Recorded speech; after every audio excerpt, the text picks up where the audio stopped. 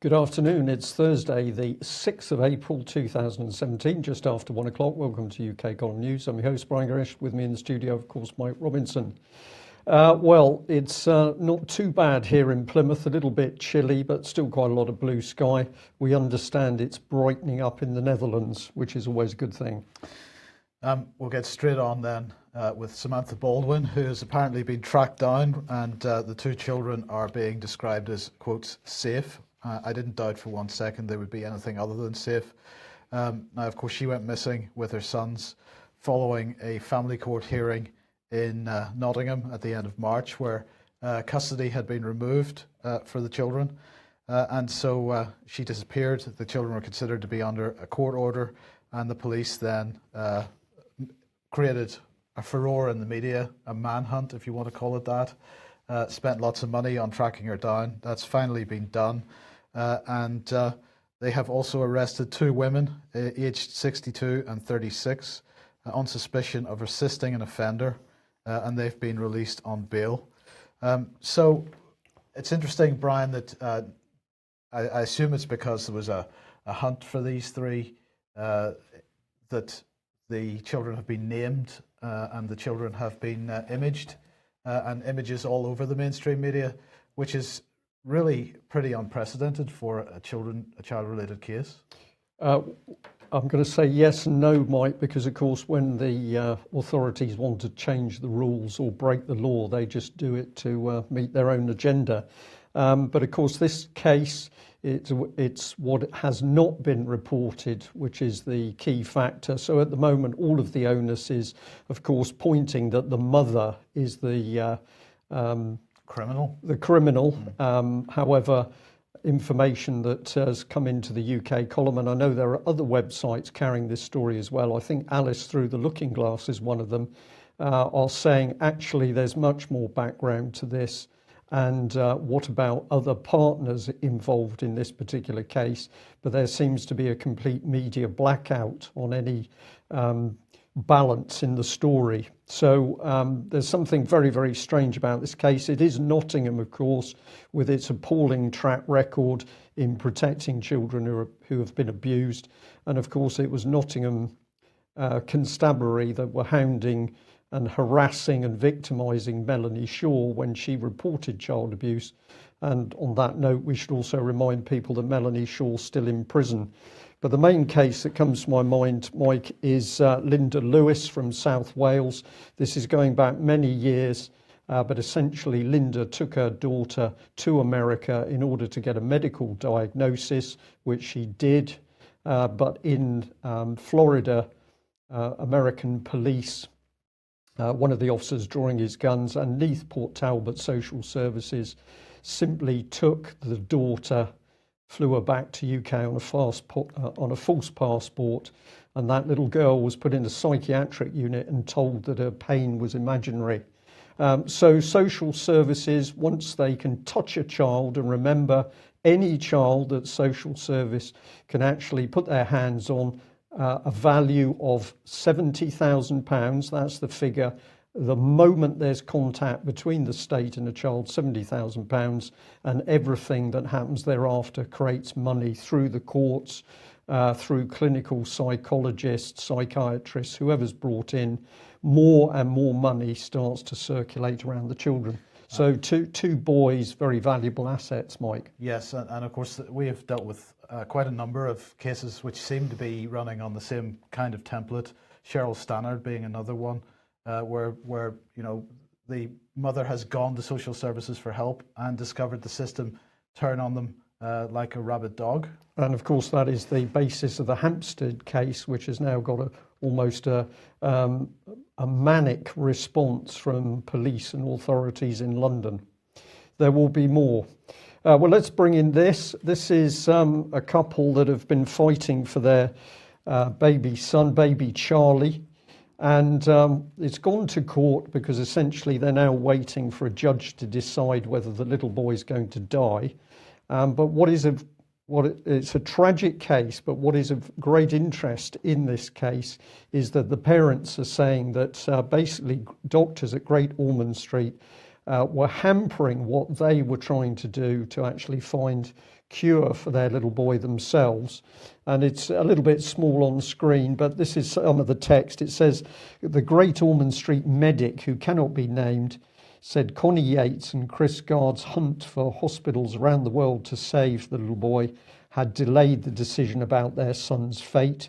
The court heard that when Charlie's parents started researching his condition themselves and contacted experts around the world, one of his Great Ormond Street doctors described this in an email as parent-driven and a spanner in the works. So this was pretty aggressive stuff. And the last one here asked if it was an appropriate way to describe parents on a hunt for treatment for their child. The doctor replied, "It's a bit clumsy, but I was trying to suggest that our previous decision to take this to the court as urgently as we could was being held up by something being explored that needed to be explored."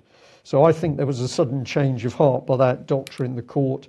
But we have heard this many times from parents that when they've challenged the medical profession over what has been happening, treatment in hospitals, care of patients, doesn't have to be children, can be elderly parents, that there's been a very aggressive response from those doctors, of course, fully supported by the General Medical Council.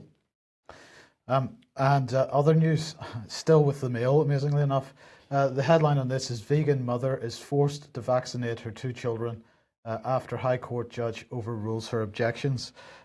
This was a pretty unfortunate case in the sense that it was a mother and a father having a different view on the merits of vaccination. The mother deciding for herself that she did not want her children to be vaccinated, the father saying that the children should be vaccinated. And what has unfortunately happened here is that this has gone to court, and now we seem to have a precedent being set once again of the court overruling the decisions of one or other parent. You know, she is looking at this on the basis that she does not want her children vaccinated, that she's not convinced that vaccines are safe, and that she's not convinced that vaccines work. And so, you know, the court has decided that her view is not appropriate, and that the children will be vaccinated forcibly.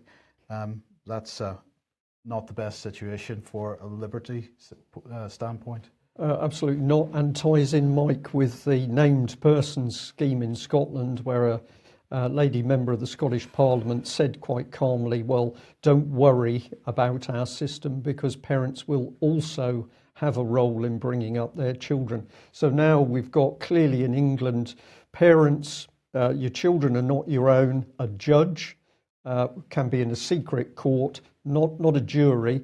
A judge simply decides that your child can be injected, even though we're seeing more and more evidence of dangers of vaccines. Right. Well, let's move on to Syria once again, and of course the gas attack, the alleged gas attack, continues to dominate the headlines. This is the White Helmets video that was released, at least parts of it, released to show what the aftermath of this event was. These people allegedly having suffered from sarin nerve gas, or sarin seems to be still the words that are being used in the mainstream press. So we have autopsy reports from Turkey now, because apparently some of the bodies were taken to Turkey, and they're saying that it was nerve gas.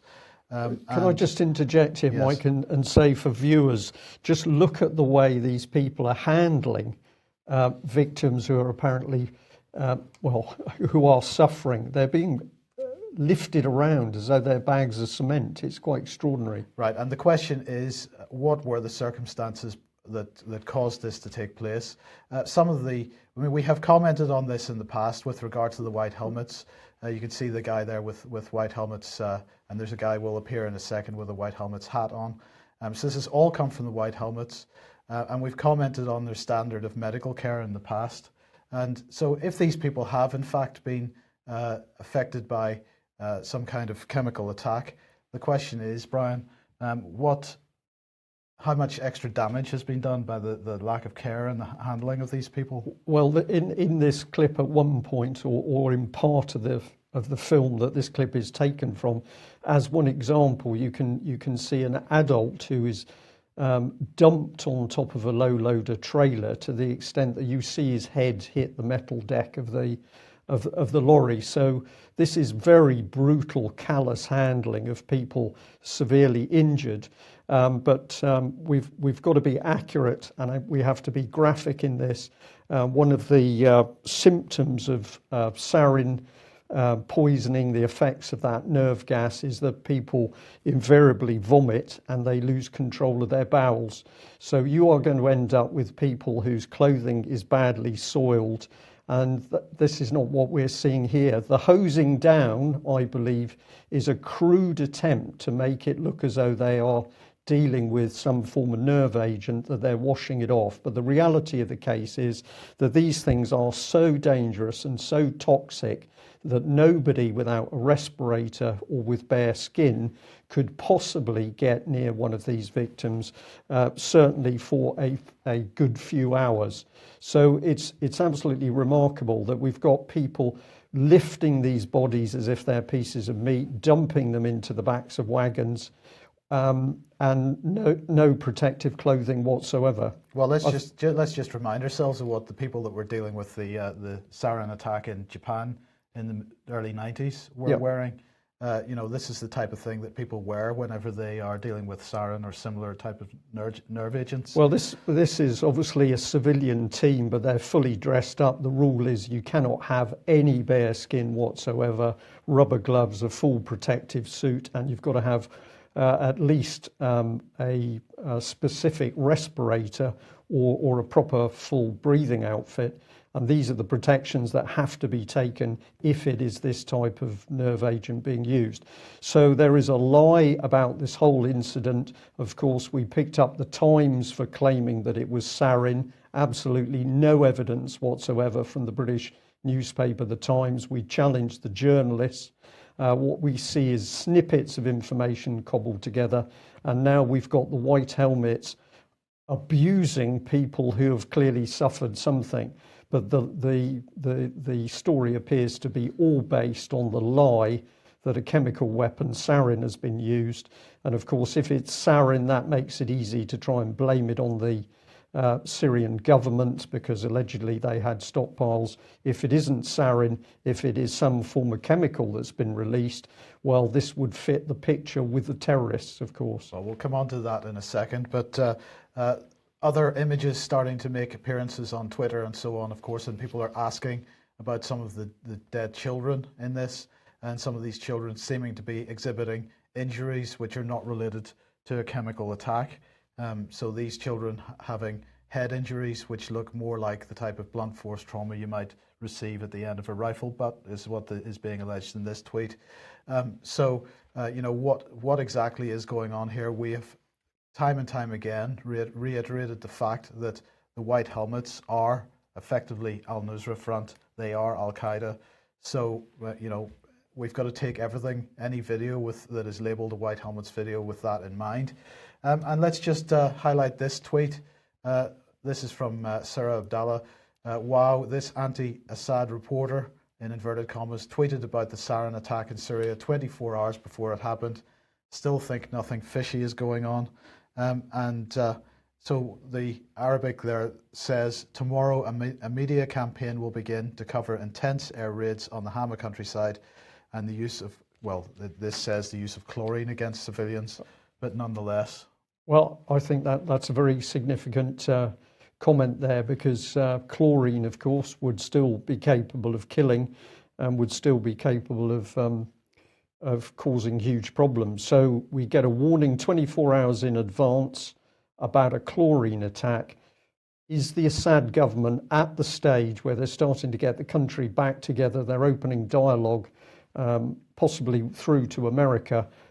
Is Assad going to use chemical weapons? Is he going to use sarin? This does not make sense at all. No, it doesn't. We're going to come on to that in a second as well. I'm jumping ahead there, It's Mike. Absolutely fine. But let's just remember that, of course, you mentioned that Assad may have had sarin in the past, but also the Syrian rebels have been identified as having sarin nerve gas, because, of course, as Vanessa Beeley has said on many occasions, chlorine and sarin have been picked up by the rebels as they had taken control of Syrian military facilities. Yeah. Now, back in December 2016, 21st Century Wire with Patrick Henningsen, interviewed an MIT research affiliate, a former US congressional staffer, Subrata Gushroy, and they discussed his analysis of the United Nations report on the alleged Syrian chemical weapons incident in 2013 in eastern Ghouta in Damascus.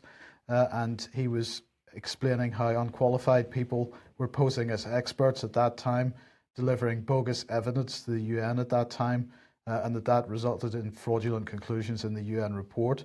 But, you know, at the end of the day, the evidence isn't there.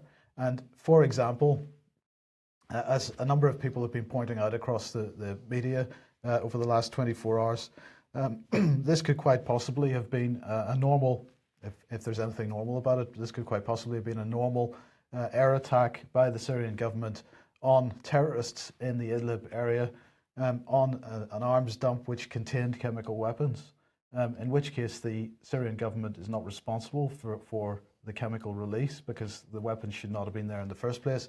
And bearing in mind that most of these so-called rebels are Western backed, then it's down to our governments to make sure that those people don't have that type of material. Yeah, and evidence, a lot of evidence that the terrorists have been using schools as bases from which to conduct the fighting. So children automatically put at risk if they're in the area. Absolutely. Now, I just want to remind everybody about this one, because this excuse me, demonstrates how easy it is to manipulate the news. This is a Daily Mail once again, for a report from a year or so ago. Iraqi special forces poised an eastern edge of Mosul, and in it were images of a car bombing, and some children standing behind it. And if you remember, we highlighted the gate there, and we highlighted the graffiti on the wall. There's another image of it with the gate and the graffiti. And then we showed this. There's the gate and the graffiti from a video clip. And let's have a look at the video clip, because this is very telling. So here we have a guy standing at a car beside the graffiti on the wall. He runs away from the car, or he moves away very quickly from the car, gets into a 4x4 and drives away. And the car explodes. So this is the car bomb from the Daily Mail article. The car explodes at the wall in 1 second. And as soon as the car has exploded, the dust is just about to clear, and the next thing, the crisis actors run on stage, and the next thing we have what is a media story of people lying injured and apparently dead. At least this is what they're pretending to be. So these people are all actors, running into the scene, lying down beside the burning car, and then we've got the people coming in, panicking and gesticulating and pretending to be in a state of panic. So this is how easy it is to present a story fraudulently. And the fact is, the Daily Mail published the photographs of this without any due diligence. And we're seeing this more and more, that obviously the reporters are just picking up stuff willy-nilly off the internet. They think that because they've got internet sources in the Middle East, that these sources can just be then brought into British newspapers. So the Times got very wobbly yesterday when we challenged them over the validity of sarin. The lady was very nice, but once I'd said to her, look, this cannot be right.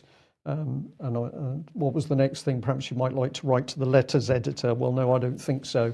This is to do with accuracy of reporting and fake news. Right, let's move on then to the UN Security Council. Excuse me. So the United States, the UK, and France put in a UN resolution yesterday to try to deal with Syria following this alleged incident, and Russia and China vetoed that, with one other country whose name escapes me at the moment. And what then happened was that Matthew Rycroft absolutely seems to have gone off his head, and making derogatory comments about Russia in particular. So Russia then put in a draft resolution of their own, calling for a true investigation into the alleged use of chemical weapons in Syria, because the Russians are not going to take this lying down, as it were. They want to have a proper investigation into exactly what happened here.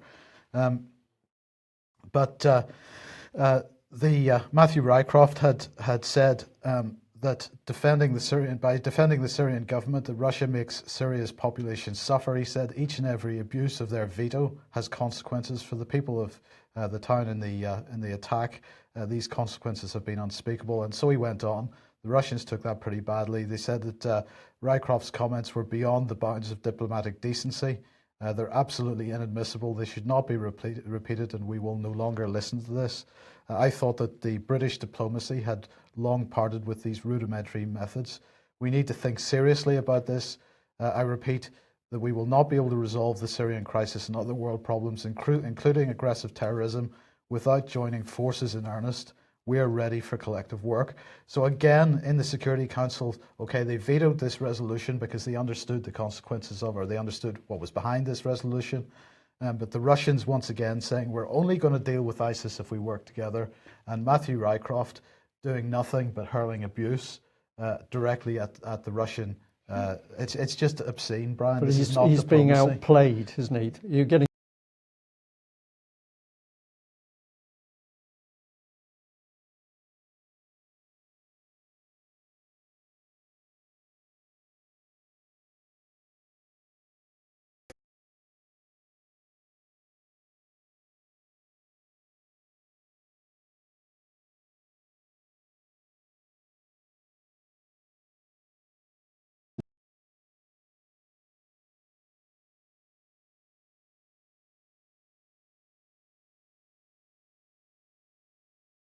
the US, at least Trump, was clearly making roads towards normalizing relations with Russia. And of course, this is exactly the problem. This event seems to have turned that around. So Trump said the attack, quotes, crosses many, many lines, and that was really referring to what Obama had talked about in the past with the red line and all this kind of nonsense. Trump said, I'll tell you what happened yesterday is unacceptable to me. He said, and I will tell you, it's already happened that my attitude towards Syria and Assad has changed very much. And then he was asked whether he's going to formulate a new policy in Syria. And Trump had said, you'll see. Well, we've hinted that perhaps there's already a new policy on Syria from the United States. But nonetheless, Rex Tillerson heading over to Russia next week. And, what effect has this event had on those meetings? Sorry. So here we have Peter Ford, as I say, and he was giving an interview on Sky News, and he basically said, now, if the jihadis wanted to complicate tasks, Trump of making America's policy more sensible, America's policy with regard to Syria, that is, they wouldn't have gone about it any other way than trying to mount a piece of fake news like this. So that was referring to the chemical attack. He's quite clearly stating his view that it is a piece of fake news. Yeah, it's fake news, but the key question remains, where are these children coming from? The children are either clearly dead or seriously injured in some way. It's almost like children being held for props by these people. There's something very, very dark and sinister going on here. And of course, we're not seeing any questions from the BBC or any of the British mainstream media into what is actually taking place. There's just this continuation of pumping out stories based on not a lot, no proper investigation.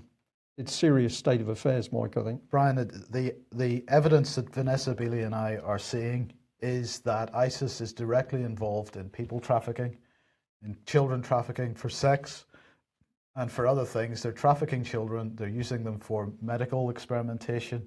They're using them for organ trafficking. That's absolutely clear now. When you say, where have these bodies of children come from? ISIS are doing some really nasty stuff with the cooperation of our governments, it seems. Yeah. And that needs to be dealt with. And then just to mention cooperation of our governments, it's not just cooperation of governments, it's also cooperation of our mainstream media. And this is a disgrace. This is The Guardian carrying an article from Raid Saleh, the head of the White Helmets. The jury is no longer out. The jury has decided, because the White Helmets, as we've said many, many times now, too closely linked to Al-Qaeda and Al-Nusra Front, for this to be an acceptable publication within The Guardian that his propaganda is just distributed in this way. This man was refused entry to the United States twice last year because of his direct links to extreme terrorism in Syria, and why The Guardian is publishing articles by him. I can offer no explanation for that. Well, perhaps the United States will now say that they're not going to let anybody who works for The Guardian into America because they're assisting terrorists. That would be an interesting state of affairs. Well, let's bring in local Tory MP Gary Streeter, my personal MP. This is the man that doesn't want to talk about the state of the military. But in yesterday's Evening Herald, local Plymouth newspaper, I spotted this article. His say, Gary Streeter, Conservative MP for South West Devon, fanatics will not destroy way of life. And this is an article about what it was like to be in Westminster while the terrible terrorist attack in London was taking place, how they were ushered into rooms, how they were informed, how people were phoning their families or being phoned by their families to make sure they were all okay. This is all hype about the elite in Westminster, but it was this paragraph that caught my attention. Let's bring it here. How fortunate we are to have such skillful, brave and professional security and police officers keeping us all safe in the Palace of Westminster. How saddened we were to learn more details of the tragic loss of life. How glad we were that the attacker had been shot dead. This is a Christian MP. Let's remind ourselves this is the man who also voted for bombs to be dropped on Syria.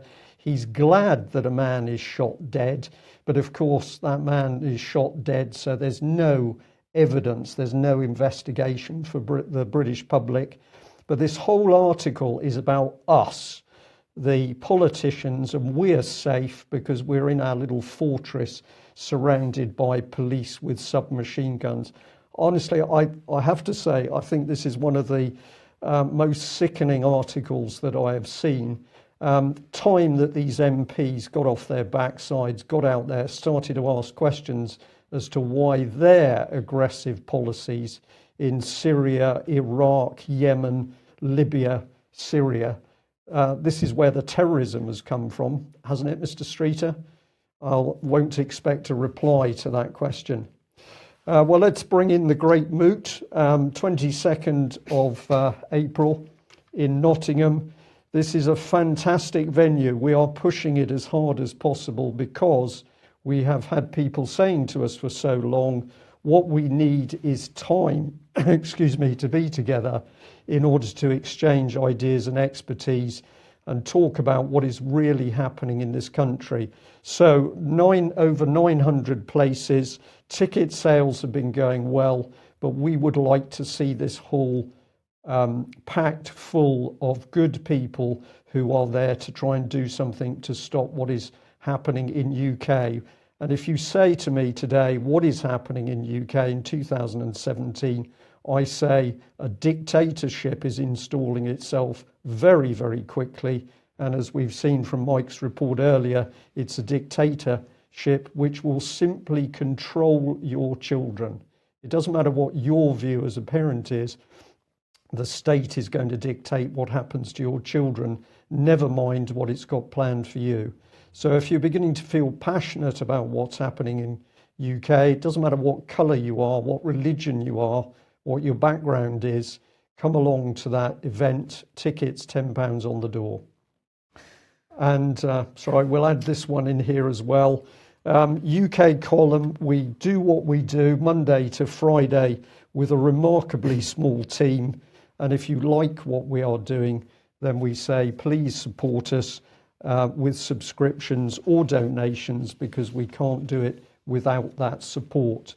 Would we like more people subscribing? Of course, because we would like to expand the news coverage that we're providing. And we can only do that by being able to take on additional people and at least cover their basic costs to do so. So if you're not a subscriber, please get onto the UK Column website and join us and become part of what we think is the only proper news service that's operating in UK today. Tonight, Ian Crane is in the studio.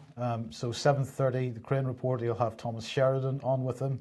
And at 9 p.m, the fracking nightmare. And he is really focusing on the increasingly aggressive behaviour of the police. And I think even in the 2 weeks since the last fracking nightmare, the aggressiveness of the police with the protection community has increased enormously. So join us at live, ukcolumn.org/live for those 7:30 and 9 p.m. Of course, we'll rerun this news in between. We'll just say Mike is suffering a little bit with a cold, and there's a little bit of something hovering around us. So I know a few people are picking up a bit of wobbliness in the voices. We're doing the best we can today. Yes.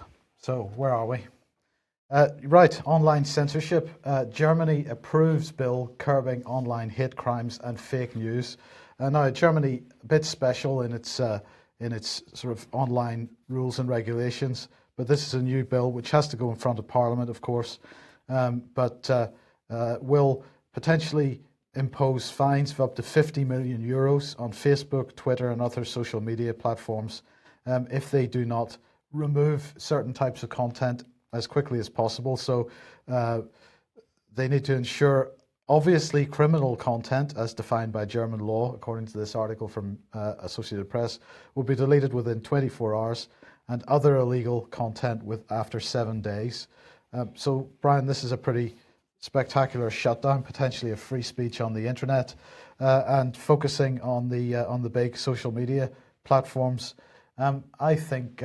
I think maybe this, in a sense, would be a good thing, because at the moment, unfortunately, we have 2 or 3 really big social media platforms that are basically monopolies, and if they start through this type of coercion, being quite draconian with the type of restrictions they place on content, that might force people. We might see a bit of a diversification of the types of platform that we get to use. Interesting standpoint, Mike, and it dovetails in extremely well with this. Let's bring on the big boy, which is Google. This is day 3 of silence from Google after I sent them an email simply asking for more details about the takedown of the Holly Gregg Justice blogspot. So the website that had over 1.7 million views, with people looking at the details of the cover-up around the abuse of Down syndrome Holly Gregg. Google, when I called them this morning, very, very jittery. I think what Google is doing is what these big companies normally do, which is pass all of the problem to the front-end media. So the man who had to speak to me was clearly in a very difficult position. He's promised that Google is going to respond to the UK column questions. But of course, we say that the takedown was done at the behest of the Scottish government after they received letters challenging particularly Nicola Sturgeon over child abuse in Scotland. So very interesting to see multi-billion-dollar company, but you bring in the truth and suddenly it's starting to get very wobbly indeed. Right, so we took a little look at we took a little look at Google's track record in free expression. We've got Google Take Action here, free expression, and they say, well, it's vital that we have free expression over the internet because that's the only way we're going to have freedom. So well done, Google, but it appears that if you are campaigning to stop the abuse of children, then Google is getting a little bit wobbly about whether it still believes there should be free speech. We can come in on this one, Google battles for internet free speech. This is CBC News. Google brings internet free speech battle to the Supreme Court. Do go and have a look at this particular article because the main thing is very interesting to read. And what have we got here? Armed with the support of human rights and civil liberties organisation, Google is at the Supreme Court of Canada on Tuesday to appeal a ruling it says poses a threat to freedom of expression and access to information both in Canada and around the world. Google wants to overturn a Canadian ruling, it says, which could pave the way for countries to use their courts to block worldwide access to any internet content they don't like. And here we've got Google apparently helping the Scottish government to do exactly that. Is this to close down a porn site? Is it to close down a child abuse site? No, this is to close down a site which is posting publicly available evidence that the Scottish government has been complicit in covering up the abuse of children. So you couldn't get more hypocritical than this, Mike, and I wonder whether it's why Google's taken 3 days so far to come up with a response to a very simple question. Well, let's give them a little bit more attention. This was in the press a little while ago, and of course it was the fact that Google, in its very cosy relationship with the Tory party, was able to pay, I think it was 130 million, which is probably about tuppence to Google. But of course, if you've got friends in the Conservative Party, and this is Eric Schmidt from Google in 2006 talking at the Conservative Party conference, if you've got the right friends, you can adjust your tax bill appropriately. But let's remember that it's Nicola Sturgeon who's in the spotlight, because we're pretty confident that it's Nicola Sturgeon's office that has driven this Google takedown. So we are asking the question, my question to our audience today is, how many of those of you watching or listening to us today have also been emailing the Scottish Government and Google to ask what this massive attack on free speech is all about? Right, a couple of defence stories today. The Light Dragoons, the British Army's Light Dragoons, have arrived in Poland as part of the UK's commitment to NATO's enhanced forward presence in Europe, so that's good stuff. 150 UK personnel have travelled from their base at Catterick Garrison, and they are enjoying themselves in Poland, heading off to Estonia and doing some stuff over there to annoy the Russians, I think. And then the other piece of news is on the F-35, because apparently, I'm laughing again, Mike. We got to the point in the news where we're now in La La Land. Yes. Yeah. Yes, indeed. So, basically, deep maintenance and repair of the engines for the F-35 is going to be done in Turkey, apparently. Right. So let's get this right. Our warships, perfectly decent, serviceable warships, are sent to Turkey to be scrapped, and then when we get the F-35, which is supposedly going to get our carriers to sea and operational, who's going to maintain them? Turkey is. Yes. Well, apparently this is because there are 9 F-35 partner nations: the US, the UK, Australia, Canada, Denmark, Italy, Norway, the Netherlands, and Turkey. And that each of them is going to have, they're going to share maintenance tasks between all of those people. So there's also going to be some maintenance done in Australia, for example. And the Ministry of Defence said the UK's security of supply of F-35's engines is not impacted by this. They say the F-35 is an international programme with maintenance and repair hubs in Europe, North America, Asia Pacific, and a global support network that ensures security of supply for all involved. The UK, along with the other F-35 partner nations, benefit from this approach and the efficiencies it delivers. Efficiencies. Right. So we can't do it ourselves because that would be inefficient, but we're going to give it to Turkey to do, because that obviously the Turks are a lot more efficient than we are. Yes, because if you've got a broken F-35, the best thing to do is to ship it halfway around the world in order to fix it. Yeah. Yeah. Well, this is really excellent. I look forward to the response from those retired senior British military officers. Perhaps they could take a day out from the golf club to actually wake up to the reality that Theresa May and Michael Fallon are now simply taking Britain's military apart. Of course, the light tank, the Dragoons, they're going to Poland, Mike. This is all to give the public the idea that everything's okay. Yeah. So you give the public the impression we've still got military, but behind the scenes it's being dismantled. Right, just briefly, piece of fake news from The Independent here. UK government in secret move to boost relations with Russia. Now, to be honest, I looked at this headline and said, well, I'm not even going to bother reading the article, because the headline told me straight away that this is fake, because it's not a secret move if The Independent is publishing it. The Russian embassy decided they would make a little bit of poke a little bit of fun at this. So they said, "Keck, but one can't secretly boost relations while scolding your secret love in public. Why not let why not let oneself go?" So the Russians. Once again, taking it in a certain way. But I have to say that their dry sense of humour that's coming out, they're doing exceptionally well. I feel a certain engagement with this sense of humour. Yes. Yeah. What more can we say? Yeah. We've got 5 minutes. So. Okay. Well, yeah, we'll carry on. This is me. This is you. Oh, sorry. Right. Foreign aid. Now it soars by £1.2 billion. This again, Daily Mail, and I cannot get to grips why they do not attempt to join the dots. So they're busy complaining about foreign aid spending by the UK, which has promised to spend 0.7% of national income on overseas projects every year.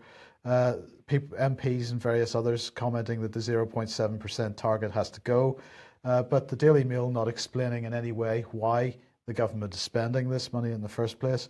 And in fact, if you read on down through this article, they have a section entitled "How They've Lined Up for the UK Overseas Cash Handouts," and it shows a picture of some people in Pakistan or somewhere like that queuing up for cash through the overseas aid budget. And in the text they say Britain gave £4 million to Ethiopia's version of the Spice Girls in a wider programme aimed at empowering women in the East African country. A further 5.2 million was granted to an all-girl pop group, and so on. So they're making fun of this, Brian, and they're not looking at the cultural implications of the British government putting £4 million into an Ethiopian version of the Spice Girls, or the cultural implications of £5.2 million going to an all-girl pop group in other countries. They're not looking at what this money is being spent on.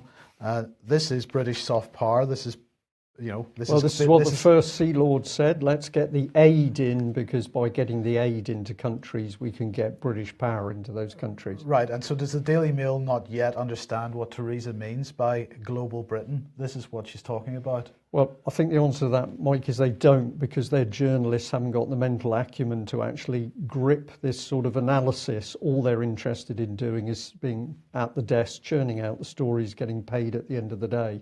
So this is the state of Britain's press industry at the moment. Well, let's bring in Mr. Khan, because, of course, he's heading up one of the biggest world city-states in the making. And he said this: across the country, more than 40,000 people die because of poor quality air, to which we've added, except they don't. This is all part of lies, damn lies and statistics. But, of course, probably the first thing to say is maybe Mr. Khan has been sussed by Guido Fawkes, who's put up this, that it's very interesting. If you have a look on his page, there is a typo here, which I'll apologise. I'll point it out in a moment. But basically, what were his pre-election promises? That he was going to build 80,000 homes a year. He was going to plant 2 million trees. He was going to reduce bus fares. That should be. That's unfortunate, isn't it? And all of the pledges have not been kept. So Guido says, don't trust this man. But what is he doing? He's getting charging in. Date announced for London ultra low emission zone. It's going to have extra charges whether you've got a diesel car or a petrol car. And the BBC here pointing out that Mr. Khan had recently been across in Paris talking about air pollution. So this is what it's going to do. Charges of £12.50 to drive through central London. Buses, coaches and HGVs will have to pay £100. So there's nothing about raising taxes. And of course, this is all to do with Euro 4 standards, European standards. But we're out of the EU, aren't we, Mike? Yeah, but the problem is that these standards, of course, being pushed through the EU, but this is a wider global agenda at work. Absolutely. Well, Reality Check had a look at this and said, well, don't worry, because this is a statistical construct, not a count of deaths. Excuse me? It's a statistical construct, not a count of deaths. With an eye on the clock, we'll say to people, go to BBC Reality, because the last thing you're going to find there is reality. But you can find an explanation, but not an explanation of what a statistical construct is. We went somewhere else. We went to the Office of National Statistics, where it states very clearly that the death rate in 2016 is the second lowest since 2001. That is the pollution, presumably, Mike? Yes. Okay. And here we are, the European Union in force, Euro 6. This is the European Union directive which is driving the raising of taxes in London, but we're out of the EU. Yes. And we'll end there. Thanks very much for joining us. We will be back at the same time tomorrow, hopefully with David Scott, Northern Exposure, reporting from north of the border. Thanks for joining us. Bye-bye. Bye.